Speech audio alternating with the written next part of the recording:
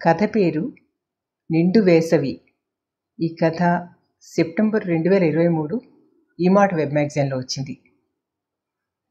నిండు వేసవి, నిండు పౌర్ణమిలాగా నిండు వేసవి. చిత్రంగా ఈ వేసవి వేసవిగా మొదలవలేదు. ముందు మబ్బులు, వానలు వచ్చాయి. ఆనక మెల్లిగా ప్రవేశించాయి ఎండలు, వెర్రి ఎండలు. సాయంకాలం ఆఫీస్ నుంచి బయలుదేరి పిల్లల్ని తీసుకుని ఇంటికి వస్తున్న ఇందు అనుకుంది. చుట్టూ ఉన్న అపార్ట్మెంట్స్ చూస్తే గాలికి ఉక్కిరిబిక్కిరిగా ఉంది. మధ్యాహ్నం కొలీగ్ ఇంద్రాణి పిల్లల వేసవి సెలవుల గురించి కొత్త ఆలోచనలు చెప్పింది. వింటుంటేనే నచ్చేసింది. చూడాలి.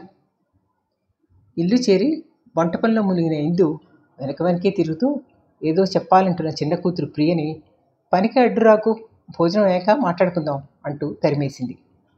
ఇంతలోనే పిల్లలిద్దరూ పరుగున వెళ్ళి తలుపు తీయడం విని ముందుగల్లోకి తొంగి చూసింది.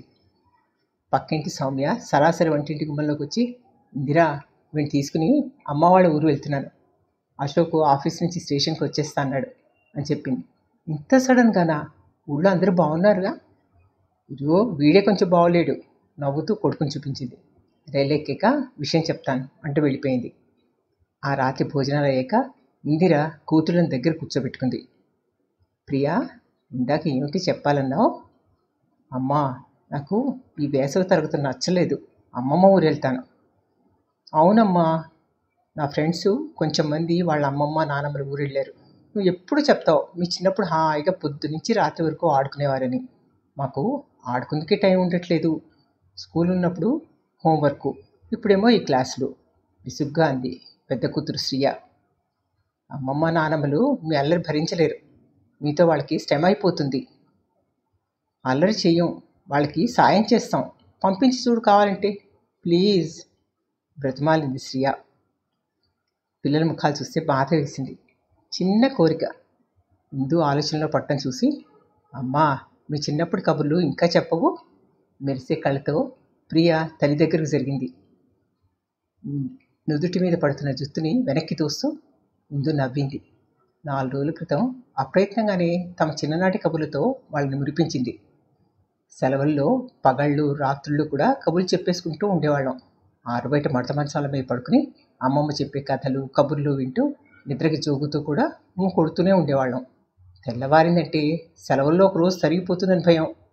పడుకుండర్రా ఇంకా అని పెద్దవాళ్ళు ఎవరైనా అంటే మా పెద్దనాన్న కూతురు లక్ష్మక్క సెలవుల్లో నిద్రపోతే ఎలా అనేది. అమ్మ ఉండు, మడత మంచాలా? అమ్మమ్మ ఇంట్లో మేడమెట్ల గదిలో ఉన్నాయి, అవేనా? వాటి మీద బయట పడుకునేవారా? ప్రియ ఆశ్చర్యపోతూ అడిగింది. అవునే, వాటిని మడిచేసి ఎక్కడ కావాలంటే అక్కడ వేసుకు పడుకోవచ్చు. ఈసారి వెళ్ళినప్పుడు వాటి దుమ్ము దులిపి మీకు పక్కలేస్తాను. బయట హాయిగా ఆకాశంలో నక్షత్రాలని చందమామని చూస్తూ కబుర్లు చెప్పుకుంటూ పడుకోవచ్చు. సరే, ఇంకో తమాషా చెప్పినా, మామూలు రోజుల్లో 9 అయ్యేసరికి నిద్రపోమ్మనే అమ్మమ్మ సెలవుల్లో ఏమీ అనేది కాదు. తను కూడా ఆవలిస్తూనే అందరితోటి కబుర్లు చెప్తుండేది. మనం అమ్మమ్మ ఊరు వెళ్తే నువ్వో అమ్మమ్మ తాతయ్యలతో కబుర్లు చెప్పుకోవచ్చు కదమ్మా. పిల్లలు గడుస్తానికి ఇందుకు నవ్వు వచ్చింది. అయితే ఇది చెప్పండి, అలా చెట్లెక్కి దూకడం, పరుగులెత్తే ఆటలు లాంటివి మీకు ఇష్టమేనా? మా చిన్నప్పుడు పెద్దగా టీవీ ఉండేది కాదు. అసలు మొబైల్ ఫోన్ అంటేనే తెలియదప్పుడు. ఇప్పుడు మనం ఎక్కడికి పోయినా మీరు మీ ఫోన్లు ఐప్యాడ్ లేకుండా రారు. మరి ఇప్పుడు అమ్మమ్మ ఊళ్ళో అవి లేకుండా మాలా ఉండగలరా? ఇందు అల్లరిగా అడిగింది. శ్రియ ప్రియ ముఖాలు చూసుకున్నారు. అమ్మా, మొబైల్ లేకుండానా? మాల్స్, పిజ్జా ఇవేమీ లేకుండానే కష్టం. నిజానికి మాకు ఇప్పుడే బాగుందమ్మా. కానీ మీరంతా సెలవుల్లో అమ్మమ్మ ఊరు నానమ్మ ఊరు వెళ్ళటం, రోజుల తరబడి ఆడుకోవడం మాత్రం నచ్చింది. పూర్తిగా కాదు, కానీ అప్పుడప్పుడైనా ఫోన్ లేకుండా ఓకే, కనీసం ఒక నెల అయితే సరే. పిల్లలు ఇప్పుడు తమ జీవితాలను ప్రేమిస్తున్నందుకు, ఇష్టమైన అంశాల గురించి చెప్పుకుంటున్నందుకు ఇందుకి సంతోషంగా అనిపించింది. అంతలో సౌమ్య ఫోన్ రావడంతో కబుర్లాపి ఫోన్ అందుకుంది. అమ్మమ్మ దగ్గరికి వెళ్ళాలంటూ ఈరోజు కొడుకు పెట్టిన పేచీ గురించి సౌమ్య చెప్పింది. ఏడాది క్రితం తాము వాడిని ఇక్కడ స్కూల్లో చేర్చేందుకు బలవంతంగా తీసుకొస్తూ అమ్మమ్మ దగ్గరికి వేసవిలో పంపుతామని చెప్పడం కూడా చెప్పింది. ఆ మాట వాడు మర్చిపోలేదు. ఏడాది పాటు ఎదురు చూశాడు. వాడికి సెలవులు ఇచ్చాక అమ్మ నాన్న సమ్మర్ స్కూల్లో చేర్పించారు. వాడు ఈరోజు ఎదురు తిరిగాక కనువిప్పయింది తనకి. ఇందిర ఆశ్చర్యపోయింది. పిల్లలు తను కూడా ఈ క్షణంలో మాట్లాడుకుంటున్నదే సౌమ్య కూడా చెప్తోంది. లంచ్ టైంలో ఇందిరాని చెప్పింది ఇదే. యూనివర్స్ కన్స్పైర్స్ అంటే ఇదేనేమో. ఒక్కసారి అక్కతో మాట్లాడాలనుకుని ఫోన్ అందుకుంది. అక్క, ఖాళీగా ఉన్నావా? ఆహా, ఇప్పుడే పిల్ల రాక్షసుల్ని వాళ్ళ మానాన వాళ్ళని వదిలేను. రాజు క్యాంప్కి వెళ్ళాడు. పొద్దునుంచి ఆఫీస్ పని, ఇంటి పని, పిల్లల పనులు, ఒక్క క్షణం ఆదమర్చేందుకు లేదు కదా. చెప్పవే అంది వల్లి. పిల్లలిద్దరూ వేసవి సెలవులకి అమ్మ వాళ్ళ ఊరు వెళ్దాం అంటున్నారు. నాకు వాళ్ళని తీసుకెళ్లాలనే ఉంది. కానీ చెల్లెల మాటలతో వల్లికి అలసటంతా ఎగిరిపోయింది. ఆ వేసవులు ఎందుకంత హాయిగా ఉండేవో. కానీ ఏమిటే, చక్కగా తీసుకుని వెళ్ళక మన చిన్నతనం ఎలా గడిచిందో వాళ్ళకి తెలుస్తుంది. హాయిగా వాళ్ళ అమ్మమ్మ తాతయ్యలతో గడుపుతారు. చిన్నపిల్లలేగా, ఏం ఒక్క 2 నెలలు చదువు లేకపోతే ఏం కాదులే. మళ్ళాగే అంటావు. గుర్తుంది ఎలా ఆడేవాళ్ళం పొద్దున్న లేచిన దగ్గర నుంచి. అవునే, దసరాకి సంక్రాంతికి వచ్చే సెలవులు 10-15 రోజులు కూడా గట్టిగా ఉండేవి కాదు. సెలవులు అంటే మనకి వేసవికాలం సెలవులే లెక్క. తెల్లవారు లేస్తూనే ముందు రోజు కొనసాగింపుగా ఆటలు మొదలయ్యేవి. భోజనం వేళకి ఇంట్లోంచి పిలుపు వచ్చేది. వస్తున్నా వస్తున్నా అనడం, ఆడుతూనే ఉండడం. పని తెవలాలి రండి అంటూ అమ్మ వాకిట్లోకి వచ్చి కోప్పడ్డాకే ఇంట్లోకి పరిగెత్తేవాళ్ళం. పాపం అమ్మ 24 గంటలు మనల్ని కాచుకోవడమే కాదు, ఇంటికి వచ్చిన బంధువుల్ని చూసుకునేది. ఎప్పుడూ ఎడతెగని పనే. భోజనానికి కూర్చుంటూ మంచినీళ్ళు కూడా మనం పెట్టుకునేవాళ్ళం కాదు.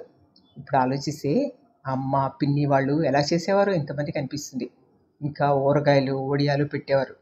వల్లి నిట్టూర్చింది. అప్పుడు ఎందుకు అమ్మ కష్టం అర్థం చేసుకోలేకపోయారో. అవునక్క, అమ్మ వద్దు వద్దున్న ఊరి నుంచి వచ్చిన అత్తయ్య వినేదే కాదు. కూర్చుందుకు వచ్చానా, ఇది నా ఇల్లని వచ్చాను అని గొడవ పెట్టుకునేది కూడా. ఉన్నట్టుండి వల్లి కూతురు ఏడ్చుకుంటూ రావడంతో అక్క చెల్లెళ్ళ ఊహాలోకం చెదిరిపోయింది. ఇందు, వీళ్ళిద్దరిని ఫిక్స్ చేసి వచ్చి పిలుస్తానే, 10 నిమిషాలు ఇవ్వు. ఫోన్ పెట్టేసిన ఇందు మనసులో చిన్నప్పటి వేసవుల జ్ఞాపకాలు కదులుతూనే ఉన్నాయి. పిల్లలంతా కలిసి తుమ్మిదల గుంపులో తిరుగుతుండేవాళ్ళు. చివరికి ఏ ఒక్కరికి దాహమైనా సరే పిల్లల బ్యాచ్ మొత్తం తాగాల్సిందే. అప్పటికే చిన్న బిందెతోటి, చెంబులతోటి, గ్లాసులతోటి ఇంట్లోంచి తెచ్చుకున్నవన్నీ అయిపోయేవి. మళ్ళీ అందరూ లోపలికి వెళ్ళి ఎవరికి వాళ్ళు తెచ్చుకుంటూ ఇల్లంతా సగం సగం వంపుతూ వచ్చేవాళ్ళు. వాకిలి వరండాలో పడుకున్న తాతగారు నిద్రలో కదిలి, ఎవరర్రా శబ్దాలు, ఇంకా పడుకోలేదు అంటూ గట్టిగా అరిచేవారు. పిల్లలంతా ముంగాళ్ళ మీద హుష్ హుష్ అనుకుంటూ బయటికి పరిగెత్తేవారు. ఆటల జాస్లో ఆకలి ఎరగరు పిచ్చి మొహాలు అనేది అమ్మ పక్కింటి అమ్మమ్మగారితో. అటొచ్చి ఇటొచ్చి ఎవరిళ్లలోంచి వాళ్ళు ఇంట్లో చెప్పి చెప్పక పట్టుకొచ్చిన మరమరాలు, వేరుశనగపప్పు ఇలాంటి పలహారాలు ఎటూ పుష్కలంగా ఉండేవి. మాకేం ఆకలేయట్లేదు అనేసేవాళ్ళు తమంతా. ఆ రోజులే వేర్లే అనుకుంది ఇందు భారంగా. ఫోన్ మోగడంతో జ్ఞాపకాల నుంచి బయటపడింది ఇందు. చెప్పినట్టే అక్క వల్లి దగ్గర నుంచి ఫోన్.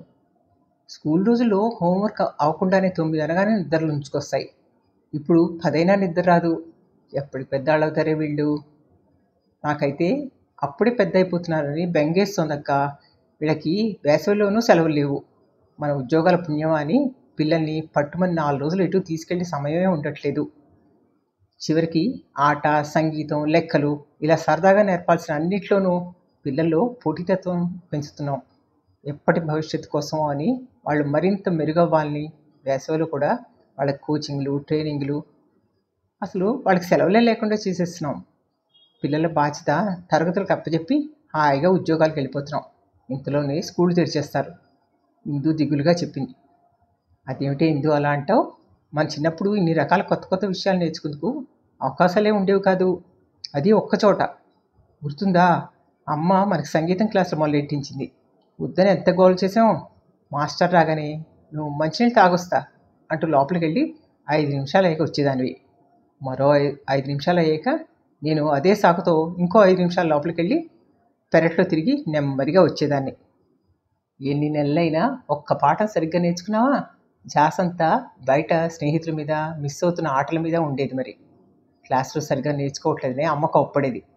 3 టీచర్లు మారే కదా మాకు సంగీతం వద్దని ఖచ్చితంగా అమ్మకు చెప్పగలిగాం.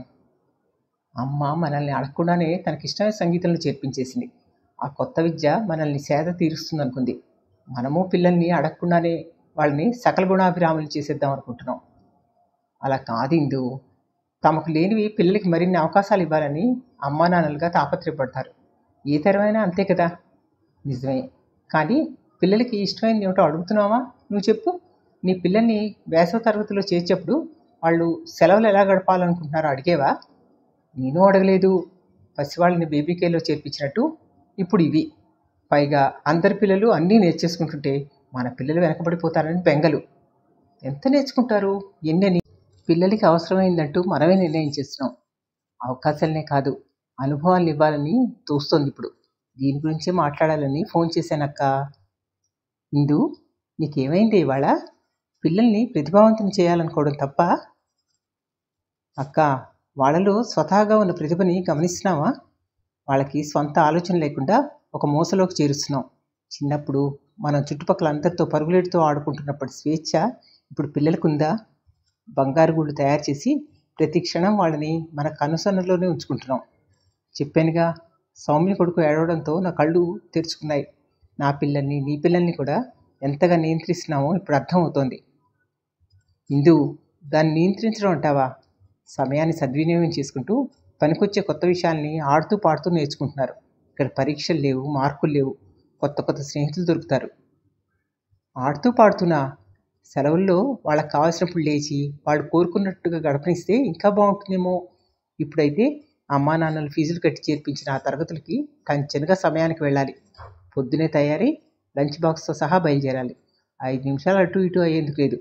మనం ఆఫీసులకు వెళ్తూ వాళ్ళని దింపి వెళ్ళాలి కనుక మనతో పాటే నిద్ర లేచి తీరాలి. సాయంకాలం పొద్దుపోయాక అలసిపోయి ముఖాలు వేలాడేసుకుని మనతో పాటే ఇళ్ళకి చేరుతున్నారు. వాళ్ళకి సంవత్సరం పొడవునా ఒకే రొటీన్ అవ్వట్లేదు. అడిగి చూడు, వాళ్ళు ఏమంటారు? అమ్మమ్మ నానమ్మల ఊళ్ళు వెళ్దామంటారు. అంటారు. అనకే, అమ్మమ్మలు నానమ్మలు చేసే గారాలతో సంవత్సరం పొడవునా నేర్పిన క్రమశిక్షణ నెల రోజుల్లో వదిలిపోతుంది. వాళ్ళ మంచినీళ్ళు వాళ్ళు తాగరు. సెలవులు అయ్యాక వాళ్ళని స్కూల్కి తయారు చేయడం అంత సులువేం కాదు. అక్క, కావాల్సింది క్రమశిక్షణ ఒక్కటేనా? మనల్ని అమ్మా నాన్న గారం చేశారు. చక్కగా చదువుకుని మనం బాధ్యతగా జీవించట్లేదా? నిన్న శ్రీయ తనకి ఇష్టమైన కథల పుస్తకం తీసుకెళ్ళి మధ్యాహ్నం భోజనం అయ్యాక చదువుకోబోతే ఇక్కడికి పుస్తకాలు తేవద్దు, ఇంట్లో చదువుకోండి అని చెప్పారట. కథల పుస్తకాలు చదువుకోవడం పిల్లలకి ఎంత బాగుంటుంది.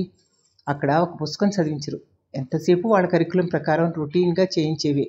పోటీ పరీక్షలకు పనికొచ్చే పజిల్స్, ఆటలు ఎక్కడ ఆరుబయట చెట్ల నీడన ఆడుకునేందుకు అవకాశం ఉండట్లేదు. వల్లి నవ్వింది. మన చిన్నప్పటికీ ఇప్పటికీ పోలికి చెప్తున్నావా? అప్పుడు కంప్యూటర్లు ఉన్నాయా, మొబైల్ ఫోన్లు ఉన్నాయా, ఇంకా వీడియో గేమ్స్ ఉన్నాయా? అప్పట్లో మనకున్నవి తక్కువని కాదు, కానీ నువ్వన్నట్టు బోలెడు స్వేచ్ఛ మాత్రం ఉండేది. అది మాత్రమే ఇప్పటి పోటీ ప్రపంచంలో పిల్లలకు ఉపయోగపడదు. వీళ్ళ ఐక్యూ లెవెల్స్, సిలబస్, పోటీ అన్నీ ఎక్కువే కదా ఇందు. పిల్లలకి ఏదో అన్యాయం జరిగిపోతుంది అంటున్నావు, కానీ ఎదురయ్యే సవాళ్ళకి వాళ్ళని తయారు చేయాల్సిందే కదా. కాదంటలేదక్క, కానీ అదొక్కటే నా జీవితంలో నాకు ఇదంతా ఇప్పుడు నచ్చట్లేదు. వాళ్ళకి స్వతంత్రం ఇచ్చి కాస్త పైన మనం గమనించుకుంటే వాళ్ళే ఎన్నో నేర్చుకుంటారనిపిస్తుంది. ఇన్నాళ్ళు ఇలా ఎందుకు ఆలోచించలేదో నాకే తెలీదు. పిల్లల్ని అమ్మ వాళ్ళ ఊరు తీసుకెళ్దాం అనుకుంటున్నాను. వేసవి తరగతులకు కట్టిన డబ్బు పోతే పోయింది. పిల్లలకి సెలవులు ఇంకెలా గడపచ్చో చూపిద్దామని కోరికగా ఉంది. ఇందాకే ఒక కరపత్రం చేతికొచ్చింది. అది మా కాలనీలో అంచెలంచెలుగా పెరుగుతున్న ఒక స్కూలు రాబోయే సంవత్సరంలో మా పిల్లల కోసం తమ స్కూళ్ళను ఎంచుకోమంటూ ఇచ్చిన పిలుపు. ప్రత్యేకతలు ఏంటో తెలుసా? పిల్లల్లో చదువు పట్ల శ్రద్ధ కలిగేలా చేసి విసుగుని అసహనాన్ని తగ్గిస్తారట. నలుగురిలో కలిసేలా చేసి మంచి మా ఆటగారితనం, తెలివి పెంచుతారట. మొక్కలు నాటించి పర్యావరణ ప్రేమికులుగా తీర్చిదిద్దుతారట. ఇంకా ఉద్వేగాలను నియంత్రించుకోవడం నేర్పి తిరుగుబాటు ధోరణిని అరికడతారట. చదువుతో పాటు నేర్పే వీటన్నిటికీ కూడా ఈ సెలవుల్లో బ్రిడ్జ్ కోర్సు ఉందట. ఇవన్నీ ఏసీ గదుల్లోనేట. అక్క, చూసావా, పర్యావరణ ప్రేమికులు ఇలా పెరుగుతారన్నమాట. అసలు మన చిన్నప్పుడు చదువుకోవడం అన్నా, స్కూల్కి వెళ్ళడం అన్నా ఎంత ఉత్సాహంగా ఇష్టంగా ఉండేది. ఎప్పుడైనా విసుగు, అసహనం ఉందా మనకి? ఇందు, నీ పిల్లలు ఇంకా చిన్నపిల్లలు. నా కొడుకు 9వ క్లాస్కి వచ్చాడు. కోవిడ్ రోజుల పుణ్యం అని వాడి చేతికి మొబైల్ వచ్చింది. ఒక్క క్షణం దాన్ని వదలడు. పరిమితంగా స్కూల్లో కూడా మొబైల్ అనుమతిస్తున్నారు. నువ్వన్నట్టు అమ్మ వాళ్ళు తీసుకెళ్ళి వదిలేవంటే రాత్రి పగలు ఇక దాంతోనే గడుస్తున్న వాడికి. వాడి చెల్లి కూడా కావాలంటుంది. పొద్దున్నుంచి సాయంత్రం దాకా మొబైల్ ఫోన్కి దూరంగా ఉంటారని ఈ వేసవి తరగతులే నయం అనిపిస్తుంది నాకు. దానికి ఒక దారి కనిపిస్తోంది. అక్క, కొన్ని వేసవి శిబిరాల గురించి ఈరోజు నా స్నేహితురాలు చెప్పింది. అక్కడ మొబైల్ ఉండవుట, ఏసీ గదులు ఉండవుట, ప్రకృతిలో భాగంగా పిల్లలు పరిసరాలను చూస్తూ స్వయంగా పరిశీలించి గ్రహించే వాతావరణం ఉంటుందిట. పిల్లలకి తెలియని ఎన్నో విషయాల్ని ఆటల మధ్య స్వయంగా నేర్చుకునేలా చేసే పిల్లలు ప్రేమికులు ఉంటారట. అన్నిటికంటే ముఖ్యంగా పిల్లలకి కావాల్సినంత స్వేచ్ఛ. చుట్టూ కేవలం ప్రకృతి, ప్రేమించే పెద్దలు, అంతే. ఇలాంటి శిక్షణా శిబిరాల గురించి, వేసవి శిబిరాల గురించి వార్తాపత్రికల్లో వార్తలు కూడా వచ్చాయట. వీటి గురించి నా స్నేహితురాలు చూపించింది. అవునా, అలాంటి చోటు ఒకటి ఉందని నాకు తెలియదే. వింటుంటేనే చాలా బాగుంది. టికెట్ల సంగతి చూడు ఇందు. నా మనసులోనూ ఇన్నాళ్ళు ఒక అసంతృప్తి లేకపోలేదు పిల్లల సెలవుల పట్ల. కానీ ప్రత్యామ్నాయం కోసం మాత్రం వెతకలేదే. వల్లి నిజాయితీగా ఒప్పేసుకుంది.